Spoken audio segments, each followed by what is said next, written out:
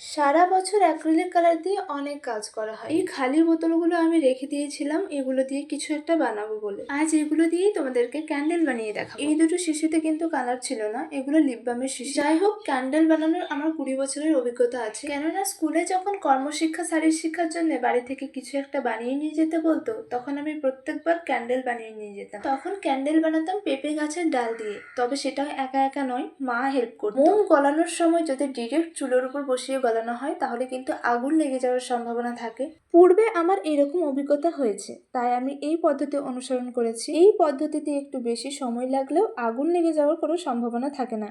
তো এরপর আমি গলানো মোমটা শিশির মধ্যে ঢেলে নিয়েছি। আমি ভেবেছিলাম 4টে ক্যান্ডেল দিয়ে অনেকগুলো ক্যান্ডেল বানিয়ে ফেলতে পারবো, কিন্তু আমি মাত্র 5টা ক্যান্ডেলই বানাতে পেরেছি। আর আমি এখানে কালারের জন্য অয়েল প্যাস্টেল ইউজ করেছিলাম। আর এইখানে আমাদের ক্যান্ডেলগুলো রেডি হয়ে গেছে। আমি ভেবেছিলাম কিছু মোম বেঁচে গেলে আমি তা দিয়ে আবার ওয়াটার ক্যান্ডেল বানাবো। এবারে তো আর হলো না, পরের বারে অবশ্যই আমি ট্রাই করব। আর এটা জানি না কি কালার হয়েছে, কারণ সব থেকে শেষে এটা বানিয়েছিলাম অনেকগুলো কালার একসাথে মিক্সড করে। আমার তো এই দুটো ক্যান্ডেল সব থেকে বেশি ভালো লেগেছে, কারণ এই দুটো শিশি অ্যাক্রিলিকের শিশিগুলো থেকে অনেক বড় ছিল। আর এই দুটোতে আমি ভালো করে কালারও অ্যাড করতে পেরেছিলাম।